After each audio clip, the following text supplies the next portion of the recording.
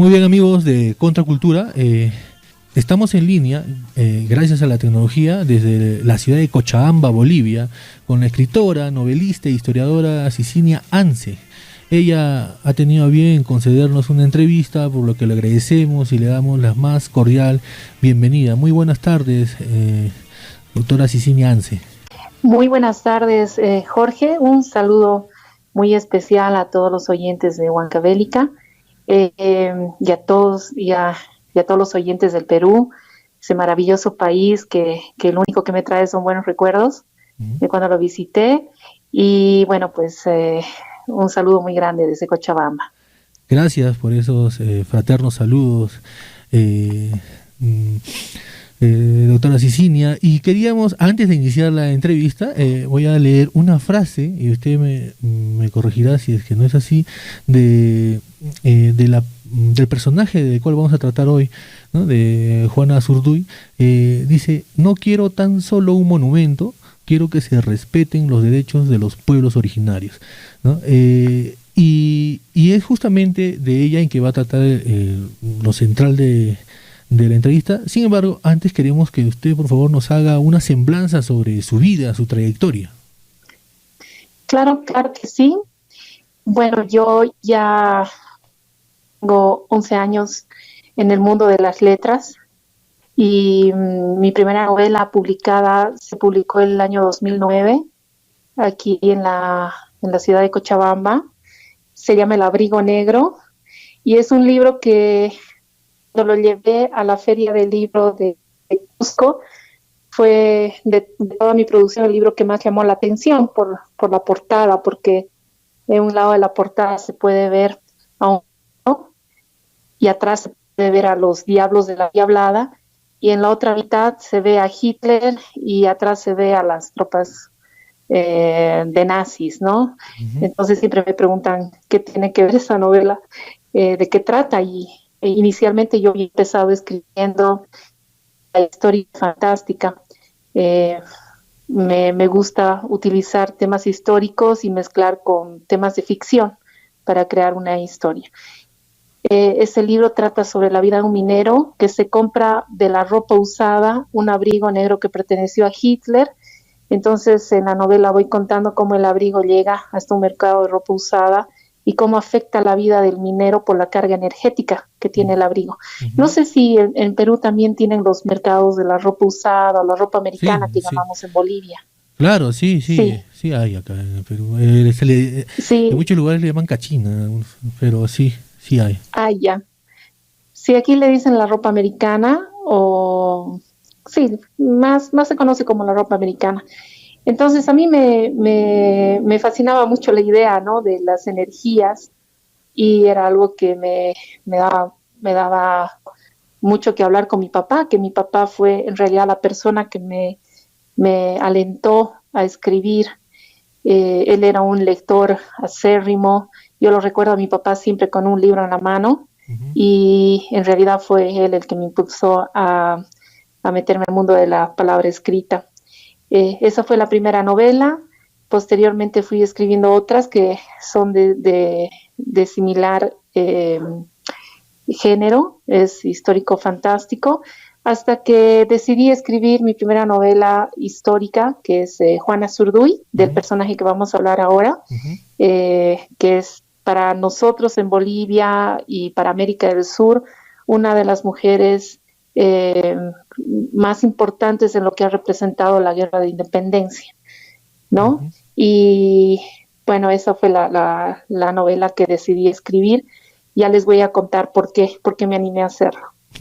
Bien, interesante lo que ustedes nos cuentan, y ese ejemplo, ¿no?, que uno siempre lleva, que es tan importante, tan formativo, ¿no?, el ver a un padre o un hermano, a un amigo, leer, tener un libro a la mano, y ese lo va quedando en uno, va calando, y eso va a dirigir pues nuestros destinos, ¿no? Es tan importante tener un libro en casa, leerlo, y estamos viendo en usted ese resultado tan hermoso, ¿no?, de poder llegar a escribir, a ser parte del arte de las letras. usted hemos visto algunos videos sobre usted, también hemos leído algo de sus libros, y, y en este punto usted ha tocado un tema interesante, ¿no? Un tema que me parece muy importante en esta época. ¿Cómo ve usted el papel de la mujer hoy en día en las diversas actividades humanas en la sociedad? Ya, eh, bueno, primeramente, antes de pasar a ese tema, Ujú. cuando yo empecé a escribir, la verdad es que ha sido el tiempo y la oportunidad que me dio bueno, esta nueva carrera, esta nueva vocación de poder acercarme a través de charlas a los jóvenes, el darme cuenta de que especialmente en Bolivia tenemos un problema muy grande y es el que no conocemos nuestra cultura, no tenemos una identidad cultural eh, fuerte, no tenemos una identidad cultural establecida. Y yo pienso que esto se ha venido dando a raíz de la globalización, ya es un problema que se viene dando desde hace unos 30 años atrás, ¿no? Que en nuestra cultura, aquí en Bolivia, no sé cómo será en el Perú, pero me imagino que posiblemente haya habido ese mismo efecto, se han empezado a introducir tradiciones y costumbres foráneas Ujú. y se están estableciendo dentro de nuestra cultura, como ser lo que es Halloween, por ejemplo, que es una de Claro. las festividades más populares ahora aquí en mi ciudad, en mi país. Después está el Día de Gracias, que no lo felicitábamos y que hace unos años ya se viene celebrando también, y son costumbres completamente ajenas a nuestra cultura. Ujú. Y, y muchas tradiciones y costumbres propias se están quedando de lado y nuestras nuevas generaciones no las están conociendo en su verdadera esencia o no conocen cómo es que nacen, cómo es que nos representan como cultura.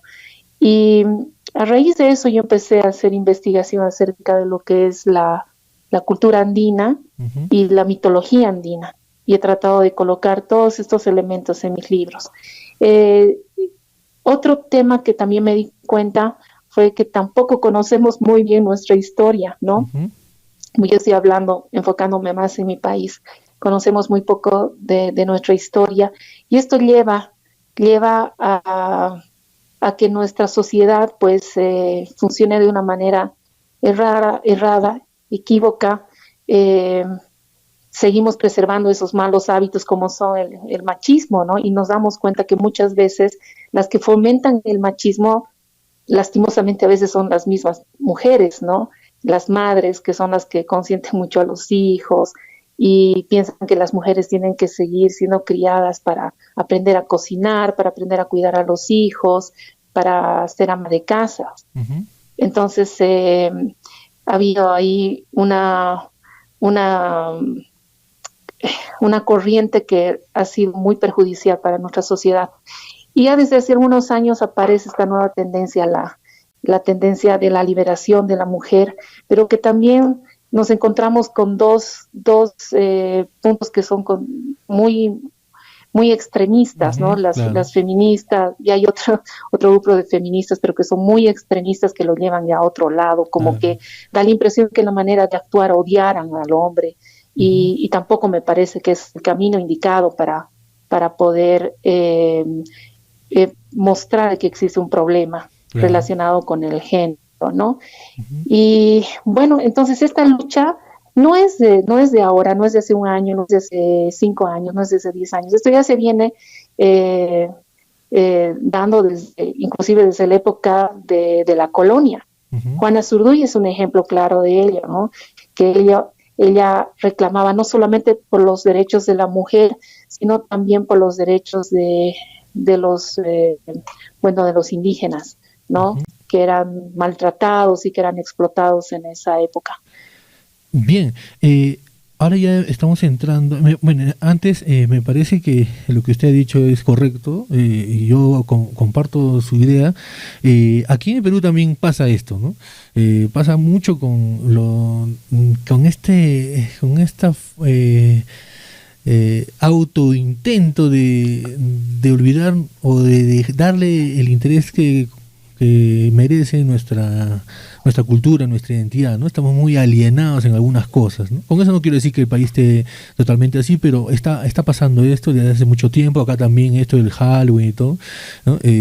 También está entrando con fuerza. Nuestros países son andinos y prácticamente tenemos casi la misma idiosincrasia en muchos aspectos, y eso es algo que está arremetiendo contra la cultura andina, contra la cultura sudamericana, y queda en nosotros, ¿no? El luchar contra eso, ¿no? Por el otro lado, que nos hablaba usted del feminismo, claro, ¿no? Todos tenemos que tener los mismos derechos, ¿no? Y decirlo y hacerlo sin hipocresías, ¿no? Es decir, somos iguales, ¿no? Hombres y mujeres, mujeres y hombres, ¿no? Y tenemos que hacer en lo que respecta a los derechos, ¿no? Y a las obligaciones también. Pero cuando ya se vamos al extremo, ¿no? Creo que ya también eso está muy mal. Estamos viendo en algunos lugares como en Chile, por ejemplo, que pintan, destruyen cosas, cualquier cosa que sea, que para estas personas sea atente contra ellos, ya es un enemigo, ¿no? No respetan ni a sus héroes, ¿no? Estamos viendo que a su héroe que ellos tienen allá, Prat, por ejemplo, lo han pintado, lo han tirado al suelo, han destrozado sus imágenes. Es decir, no, la violencia no nos va a llevar a nada bueno, exacto, ¿no? Exacto. La violencia no es el camino, ¿no? La violencia no es el camino. Tiene que haber otras formas de expresión. El arte es una forma muy efectiva, ha demostrado ya en muchos años, ha sido una manera muy efectiva de rebelarse en contra de este sistema. Y ha habido muchas mujeres que han utilizado ya sea la poesía, la escritura, como un medio de reclamo ante esta situación, ¿no? Claro. Estamos también, puedo dar como ejemplo a Sor Juana Inés de la Cruz, mexicana, que ella era feminista y se ha manifestado en contra del machismo. Y sí podría nombrar a varias, ¿no? A varias en el mundo. Pero pienso que la educación es el medio para combatir este mal, la educación. Y tenemos también que dejar bien en claro que la violencia de ninguna manera va a ser la solución para ningún problema. Así es, doctora Cecilia. Bien, ahora entremos a hablar de este personaje que he tenido la oportunidad de leer algo sobre ella, que es realmente una historia increíble, una historia que es digna de conocerse en todo el mundo y sobre todo aquí en los países andinos, ¿no? En los países en Sudamérica, ¿no? Puedes creer, estoy seguro que muy pronto voy a conseguir el libro suyo, pero he podido escribir aquí, disculpe, he podido bajarme acá de la internet, porque para eso también sirve la internet, un escrito de Pancho O'Donnell, ¿no? De Juana Azurduy, la teniente coronela. Sí. Increíble la historia de esta mujer, y usted que ya ha estudiado la historia de esta mujer y ha escrito una novela histórica, a usted le pido por favor nos ilustre sobre quién fue Juana Azurduy y su importancia, ¿no? Por favor, le escuchamos. Claro que sí. Bueno, Juana Azurduy nació aquí en la ciudad de Chuquisaca en 1780. Fue hija de un criollo con una mestiza, ¿no? Era un hombre que tenía bastantes haciendas, bien acomodado.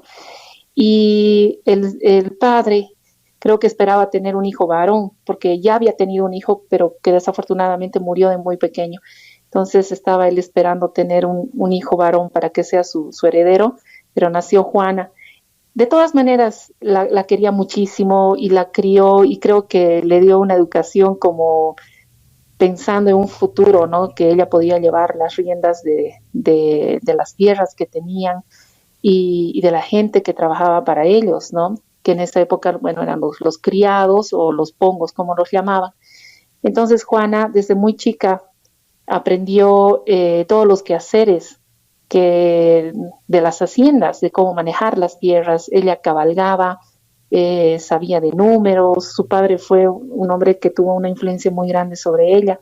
Esa es también una parte muy increíble porque viendo de que era una época donde se veía una sociedad muy machista, el padre la preparó a ella como para enfrentarse a cualquier tipo de eventualidad en caso de que quedara sola, como que es que la historia nos va a contar que en realidad si se dio su padre seguramente tuvo alguna intuición. Pero, ¿quién era Juana? Juana eh, fue una mujer que rompió los moldes, ¿no? Y ella rompió con todos los moldes de la época, hizo prevalecer su pensamiento, sus ideas, su acción en un mundo que no había sido ni creado ni pensado para la mujer, ¿no? Y ella no tenía miedo a decir lo que pensaba, como en esa época, porque las mujeres eran criadas para ser amas de casa, esposas, y si no eran criadas para ser amas de casa, eran enviadas a conventos. Tenían esos dos caminos, no tenían opción a nada más. Y las mujeres no tenían derecho a opinión, ellas no podían tomar decisiones que tuvieran que ver directamente con un cambio social de ningún tipo, ¿verdad? Pero ella no pertenecía al común denominador de las mujeres de su época. Su naturaleza era impetuosa y vehemente y no podía quedar relegada a la reclusión doméstica y eh, tampoco estaba ella convencida de que las cosas debían quedarse como funcionaban hasta entonces, ¿no? Ella creía que era necesario un cambio. Se lo planteó como un deber y como una deuda con su pueblo y con su gente, porque como ella fue criada con esa visión por su padre, tuvo un acercamiento muy grande con los indígenas. Ella aprendió a hablar el quechua a la perfección y se comunicaba con la gente, ella los entendía, sabía cuáles eran sus penas, sus sueños, lo que aquejaba a los indígenas. Entonces ella se vio tal vez en la necesidad de hacer algo al respecto desde donde ella estaba. Y bueno, se lo planteó así como un deber y como una deuda con el pueblo, ¿no? Ella quería corregir las injusticias, conseguir que todos tengan los mismos derechos, también las mismas obligaciones, mucho más indígenas a quienes consideraba que eran realmente los verdaderos dueños de la tierra, ¿no? Ella, en la época de la colonia, lastimosamente, bueno, todos sabemos, era una sociedad que tenía una estructura muy machista. Así es. Y claro, o sea, yo no me imagino cómo habrá sido vivir en esa época, ¿no? Claro, Donde los derechos de las personas eran vulneradas a diario. El que nacía en estas tierras no era dueño de nada, ¿no? Pero estaba obligado a trabajar la tierra y a pagar altos tributos a la corona española y obligados a venerar a un rey al que no conocían, un rey que jamás había puesto un pie en América y al que jamás iban a conocer, ¿no?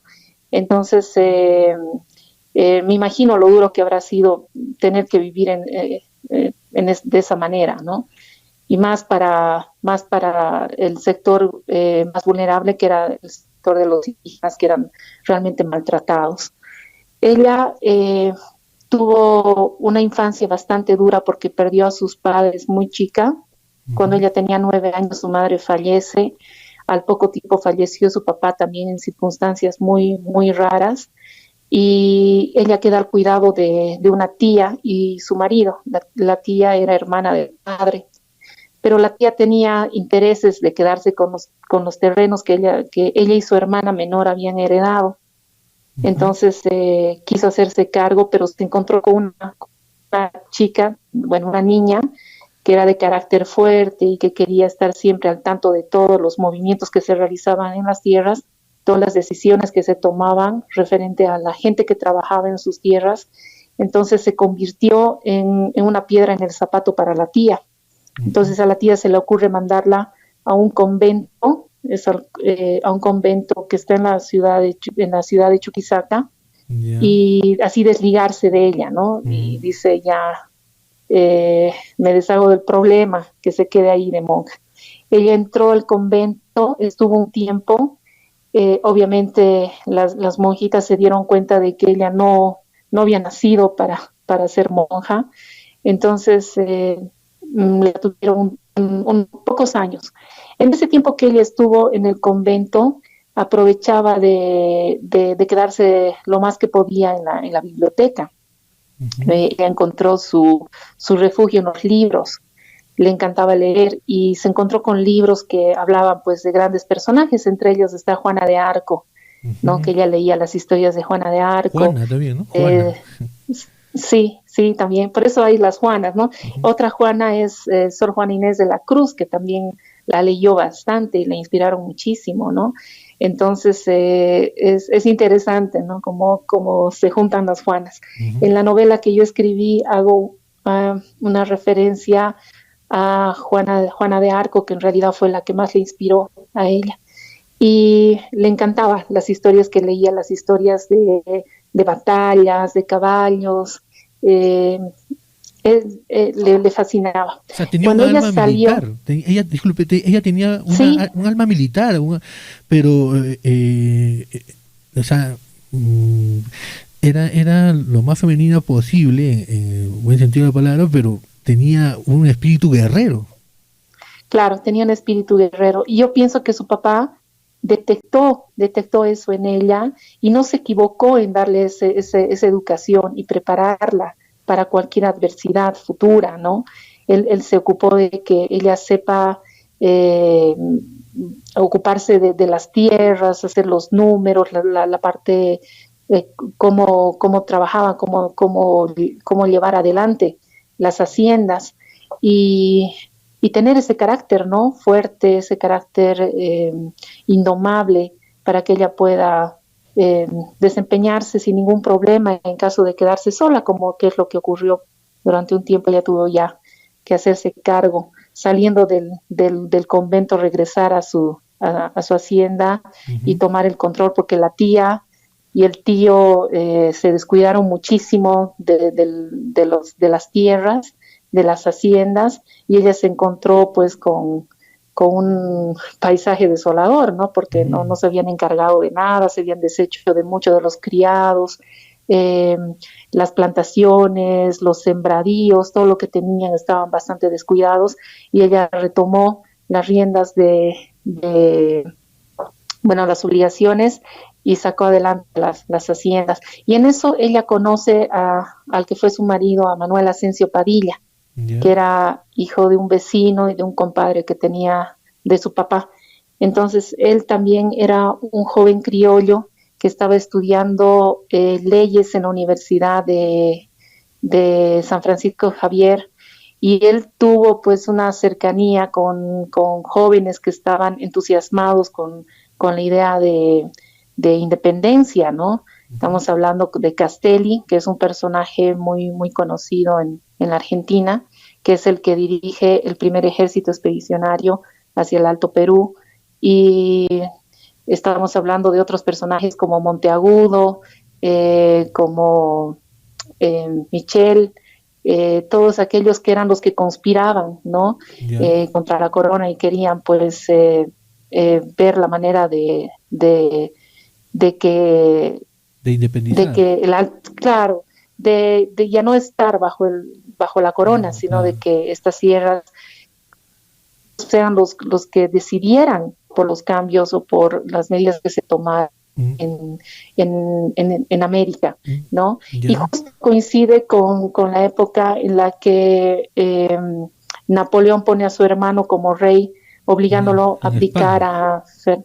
sí, a Fernando VII lo obliga a abdicar y lo pone a su hermano Pepe como, como rey, como Ujú. rey de España. Entonces ahí existe otro problema porque se empiezan a formar las juntas en diferentes sectores para continuar controlando, ¿no? Lo que era América y eh, el, el, control de lo que era la parte política de España. Claro. Pero ahí se dividen, pues, porque había algunos que estaban de acuerdo, otros que no de acuerdo, había pretensiones también hermana de Fernando VII, de heredar la corona y también quedar como ser reconocida en esta parte de América como reina y como la heredera legal, ¿no? de la corona. Ya. Sí, Carlota, que estaba en el Brasil en esa época. Ella Ujú. vivía porque escaparon, cuando empezó la guerra en España, escaparon hacia el Brasil. Y ahí es pues donde se desata la primera revolución, que es en 1809 en Chuquisaca, después en la ciudad de La Paz el 16 de julio, que fue una revolución mucho más sangrienta, se puede decir, porque ahí los españoles mandan un ejército que era muy, muy poderoso y que era mucho más poderoso que los grupos que se habían formado de rebeldes en el Alto Perú, Ujú. y aplacan a estos grupos. Pero de alguna manera ya no se puede detener, ¿no? Ese sentimiento y esas ganas de independencia y libertad. Entonces el siguiente año estalla la Revolución de Mayo en Buenos Aires, en Argentina, y después en Cochabamba, es mi ciudad, Cochabamba, el 14 de septiembre, que es la ciudad donde se forma el primer ejército charquino eh, patriota, se Ya. puede decir. Es el primer ejército, ¿no? Que tiene las tres fuerzas. Tiene la caballería, tiene la artillería y tiene la infantería. Ujú. Entonces, ese ejército se forma con militares que pertenecieron al ejército real, pero que de, de, se salen, renuncian y forman un pequeño ejército entre los que desertaron el ejército realista, Ujú. más voluntarios que habían en la ciudad de Cochabamba, y con este ejército los mandan a otra ciudad que se llama Oruro, Ujú. y en esa ciudad se van preparando, se adhieren más voluntarios todavía al ejército, entonces se forma un ejército como de 10.000, de 2.000 hombres. Y estos querían ir a interceptar un ejército que estaba yendo yendo hacia la ciudad de Potosí, que es donde está el Cerro Rico de Potosí, que era Ujú. el lugar, digamos, donde tenían la Casa de la Moneda, donde se fabricaban las monedas, y era de particular interés para Para los españoles, los claro. españoles, Sí. ¿no? Entonces ellos van y los interceptan en un lugar que se llama Aroma, que está entre la ciudad de Oruro y la ciudad de La Paz, aquí en Bolivia, y ahí se desata la primera batalla donde se enfrenta el ejército charqueño patriota con el ejército realista, con la victoria para el ejército patriota, ¿no? Es Ujú. por eso que esa fecha, el 14 de noviembre, se conmemora el día que nace las Fuerzas Armadas en lo que es Bolivia, ya Bolivia. cuando se crea la República de Bolivia, años Ujú. después. Mm. Entonces esa batalla ha sido muy, muy importante porque ha dado lugar a que pueda entrar el primer ejército auxiliar porteño, que ellos no podían entrar a este lado del Alto Perú, que era que por el único lugar de entrar era por el puente del Desaguadero, Ujú. ¿no? Y ahí había un ejército, una porción del ejército realista que estaba controlando. Pero gracias a esta batalla de Aroma es que el ejército expedicionario de Buenos Aires puede entrar. Y es así como empieza la guerra de independencia, y Juana Azurduy, siempre atenta a estos acontecimientos, se da cuenta de que la mujer tenía que también tener participación en esto, porque no se podía dejar solamente a los hombres. Sabía de que la eh, no hubiera sido posible solamente dejando a los hombres. Claro, ¿no? El ejército realista era muy, muy, muy poderoso, tenían hombres experimentados, entrenados, inclusive eran soldados que habían traído soldados que habían luchado contra los ejércitos de Napoleón. Veteranos Así ya, eran veteranos de guerra. Claro, claro, veteranos. Entonces, Juana tuvo esa idea. Claro que el esposo tuvo escondida en diferentes lugares porque como ellos ya estaban identificados como rebeldes, querían agarrarlos y sus cabezas ya tenían precio. Entonces, lo que sucede es otro acontecimiento aquí en mi ciudad, en Cochabamba, el año 1812. El ejército patriota tiene que salir, tiene que ir otra vez hacia Potosí, y ahí un ejército realista aprovecha de entrar a la ciudad de Cochabamba. Entonces, como no había hombres, todos estaban en el ejército, habían ido a luchar, las mujeres toman la decisión de salir y dicen, tenemos que salir a defender la ciudad. Entonces, mujeres de todas las edades, hombres ancianos, inclusive se habla de niños que salen agarrados de palos, de cuchillos.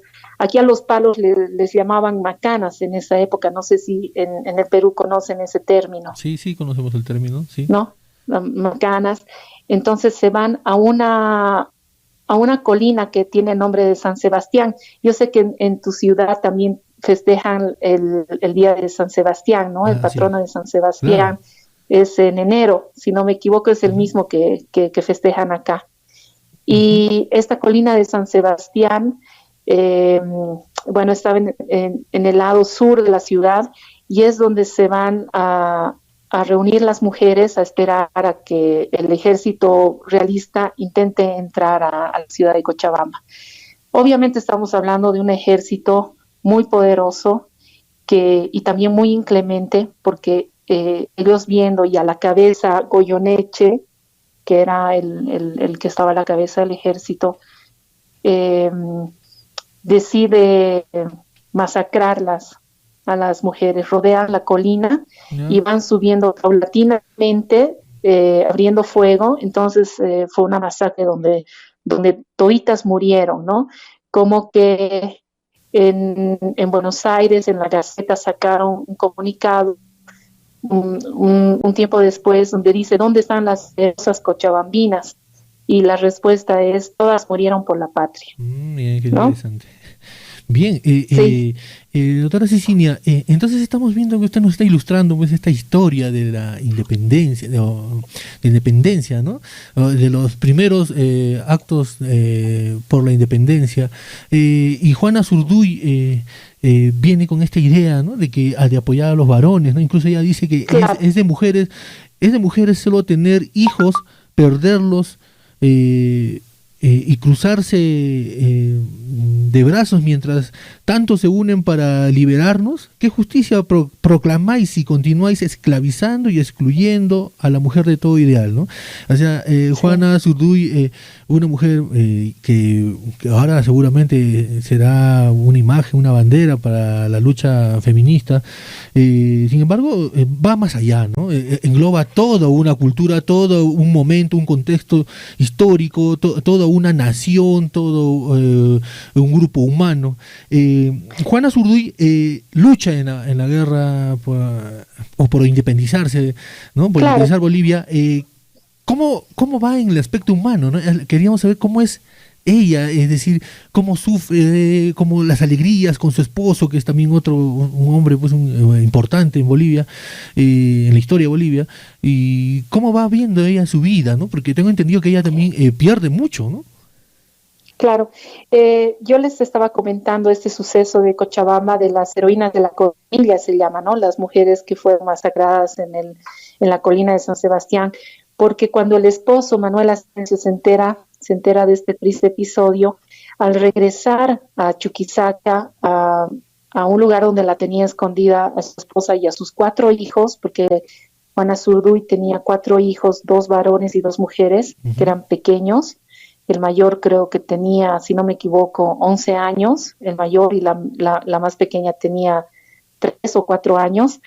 Él le cuenta a la esposa, a Juana Zurduy, le cuenta sobre este hecho, y ella es ahí donde toma la determinación de unirse y participar activamente en lo que es la batalla, ¿no? Ahí dice, las mujeres también tenemos que estar en esta lucha, no podemos dejar solamente a los hombres, nosotras también tenemos que salir. Y es ahí donde ella agarra el sable y se une a su esposo en la primera batalla, que fue en la batalla de Ayohuma, la primera batalla donde ella participa. Y fue su participación tan heroica, tan bravía, que inclusive llegó a sorprender a los porteños, ¿no? Belgrano se queda muy sorprendido con ella, tanto que le obsequia su sable, ¿no? Y era un símbolo de mucho respeto el entregarle su sable, el que utilizó Juana ya el resto de la guerra de independencia. Y ella logra participar en 33 batallas activamente, 33 batallas. 33 batallas, Uh-huh. exactamente. Y en ese tiempo ella tuvo que ir escondiendo a sus hijos, llevarlos de un lado a otro, porque como les dije, la cabeza de Juan y de su esposo y de sus hijos tenían precio. Lastimosamente, en una de esas, ella se ve en la necesidad de escapar con los hijos a pie, meterse por unas selvas donde había pantanos, y los hijos se enferman. Los hijos se enferman, dos, primero los varones, se enferman con la fiebre terciana y mueren, fallecen en sus brazos, ella tratando de escapar, estando completamente sola y viéndose obligada a tener que enterrar los cuerpos de sus hijos ahí en medio de la selva. Cuando la rescataron, ella se enteró que sus dos hijas menores también habían sido tomadas rehenes por realistas en alguna otra localidad, y cuando ya ella bueno, pues toma fuerza, se repone un poco porque estaba, la verdad, muy, muy afectada, va con su esposo y con un grupo de soldados a rescatar a las chicas, ¿no? A las hijas menores. Entonces ella logra rescatarlas después de un enfrentamiento, y se encuentra con las chicas que están también enfermas, tienen algún tipo de, creo que tenían disentería, pero ya muy avanzada, y las tenían en muy mala situación, malas condiciones a las niñas, y también fallecen, murieron sus 4 hijos. Terrible. ¿No? Sí. Después, bueno, a ellos les quitaron todas sus tierras, les quitaron todas las pertenencias que tenían, tienen que escapar de un lado a otro. Cuando los ejércitos expedicionarios terminan saliendo del Alto Perú, empiezan las guerrillas, ¿no? Que era una forma de poder eh, contrarrestar a lo que eran las fuerzas españolas, y que dio muy buenos resultados, ¿no? No sé en ese momento cómo se habrán puesto de acuerdo, cómo se habrán comunicado entre diferentes cabecillas que tenían tenían sus cuarteles en diferentes lugares que llamaban republiquetas, por eso también las llaman las batallas de las republiquetas. Y ella continúa en una de esas batallas en 1816, muere su esposo, ella cae herida, el esposo, por tratar de ayudarla, la hace escapar y desafortunadamente lo matan a Manuel Asensio, le cortan la cabeza y la cabeza la dejan en una plaza del lugar donde ellos donde vivían inicialmente, que se llama la Plaza del Villar, ¿no? Y Juana no se queda tranquila, ella quiere ir y rescatar la cabeza de su esposo. Entonces igual organiza a sus hombres, porque ella logró crear un ejército de indígenas que dice que llegaban aproximadamente a 10,000 indígenas, se llamaban los leales, y ellos realmente estaban muy convencidos de que Juana Zurduy era la encarnación de la Pachamama. Es por eso que el libro que yo escribí se llama Juana Zurduy, la furia de la Pachamama, es porque los indígenas, al verla, cuando ella estuvo escondida en un lugar que se llama Tarabuca, en Chuquisaca, y se quedó aproximadamente un año a la espera de su marido, ella aprovechó ese tiempo de aprender a utilizar la lanza, los cuchillos y la espada. Entonces salía a cabalgar muy temprano y empezaba a practicar. Había personas que le estaban entrenando y los indígenas del lugar la veían y poco a poco se iban acoplando a las prácticas y cuando ella se da cuenta ya tenía un ejército de 10.000 indígenas que estaban dispuestos a luchar junto a ella y Ujú. que de hecho lucharon con ella, ¿no? Eran los leales. Y bueno, entonces con un grupo de sus hombres van al billar donde estaba muy bien resguardado también por soldados realistas y hay una batalla, pero ella gana esa batalla y logra rescatar la cabeza de su esposo y le hace dar santa sepultura, ¿no? En esa localidad. Posteriormente, ella se queda un tiempo más en el Alto Perú, luego se va a la Argentina y se une al ejército de Güemes y se queda unos años allá también, hasta que también Güemes fue traicionado y lo mataron y ella se queda sola un tiempo y ya cuando se termina la guerra de independencia, se crea la República de Bolivia, ella retorna y se Ya. encuentra con la triste realidad de que lo único que había ocurrido era que si bien se había ganado la batalla, la guerra de independencia y Mm. se había construido, se había creado la República de Bolivia, los que estaban a cargo de, de, de administrar eran los mismos, es decir, los realistas de siempre, ¿no? Los criollos Los criollos, realistas. claro. Sí, exacto. Entonces se dio cuenta de que lo único que había pasado era que el garrote cambió de mano, Cambió pero sí, de, sí, de torturador, por así decirlo. claro que sí. Entonces ella se queda ya al margen de todo y se cuenta de que tuvo una vejez muy dura, sumida en la pobreza. Ella se mantenía, seguía trabajando como portera en una escuelita Increíble, y sí, increíble, increíble. sí, y bueno, y de ahí lo más increíble, que solamente hubiera podido pasar esto a Juana Zurduy, es que, bueno, ella falleció un 25 de mayo, justo Mm. la fecha que se conmemora el primer grito libertario de Chuquisaca, ¿no? Ujú. Muere ese mismo día. Lastimosamente que cuando dan parte a las autoridades dicen de que estaban muy ocupados con las celebraciones del 25 de mayo y más bien los obligan a que el entierro sea lo más, que pase desapercibidamente, ¿no? Que no manche las fiestas del 25 de mayo. Entonces ella es enterrada en una fosa común, sin ningún tipo de honor y como si fuera un indigente cualquiera. Después de 100 años recién es que rescatan sus restos y los llevan a la Casa de la Libertad en la ciudad de Sucre. Y es ahí donde permanece hasta el día de hoy. Es increíble lo que usted nos narra y estamos y seguramente los escuchas contraculturales estarán con ganas de leer su novela. Es increíble lo que nos cuenta, ¿no?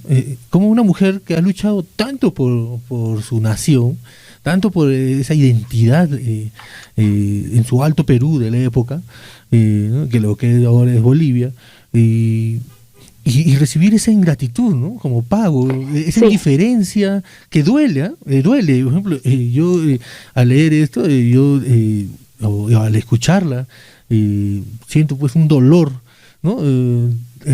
Terrible por ese pago que le han dado a esta mujer que ha dado tanto por su país, tanto por su patria o por su nación. Es algo que siempre en nuestros países ocurre, ¿no? Y, sí, y sí, ella es una exactamente. heroína en Bolivia, también es muy querida en Argentina y en Así es. toda Sudamérica, ¿no? Sí, así es. Es la primera mujer en haber sido nombrada teniente coronel de, del Ejército del Norte y la primera mujer que tuvo una participación activa en más de 30 batallas, ¿no? En más de 30 batallas. Obviamente hubo muchas mujeres que han tenido una participación importante en lo que ha sido la guerra de independencia, no solamente aquí en el Alto, bueno, en lo que era en Alto Perú, sino también en el Perú. Claro. Pero sí, exactamente, pero cada una aportó desde su trinchera, ¿no? Desde lo que pudo hacer. Eh, y ha llegado el momento de dar a conocer estas historias, de sacarlas del anonimato a estas mujeres valerosas que han dado la vida y han luchado por un ideal y por lo que ellas creían que era justo, ¿no? Que era Claro.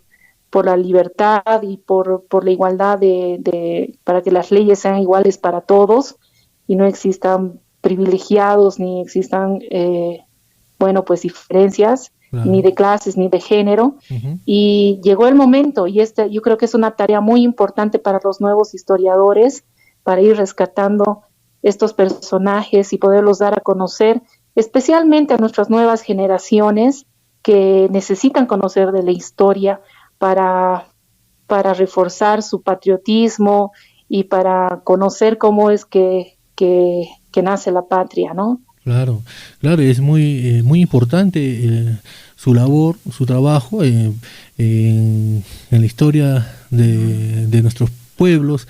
Hay muchas mujeres que han dado demasiado. Aquí en el Perú tenemos a Micaela Bastidas, por ejemplo, ¿no? Tremenda Sí, mujer, una guerrera, una estratega, también en diferentes partes de Sudamérica, ¿no? Manuela Sáenz, Juana Zurduy allá en claro. Bolivia, Macacha Güemes.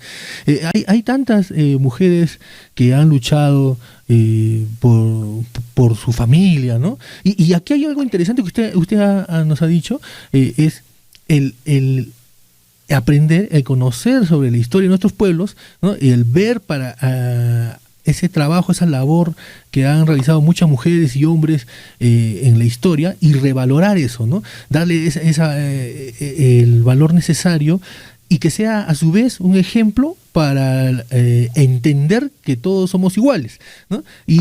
Claro que sí. Y sin llegar a extremos, ¿no? Esto es muy importante, es muy formativo. Todos deberíamos de leer la historia de Juana Zurduy, ¿no? Muy valiente, en muchas ocasiones más valiente que los mismos varones, ¿no? Y que ha mostrado, pues, demostró ser una guerrera desde pequeña. Es una gran historia. Nosotros estamos felices de haber conseguido la entrevista con ustedes y le vamos a solicitar una segunda entrevista para seguir hablando de Juana Zurduy, porque nos pasaríamos horas de horas hablando de esta mujer. Sí, Estamos sí, sí. resumiendo la vida de ella, y bueno, seguir adelante en esta lucha, porque es difícil, doctora Cecilia, es difícil, pero no es imposible, ¿no? Y con personas como usted, que están batallando, así como Juana Zurduy, batallando por que la cultura, la buena cultura se conozca y que se cree una identidad en nosotros, ¿no?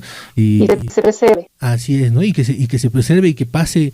Y también para terminar esta parte de mi alocución, es el hecho de que siempre en nuestros países se ha tratado de ocultar la verdad por muchos motivos, ¿no?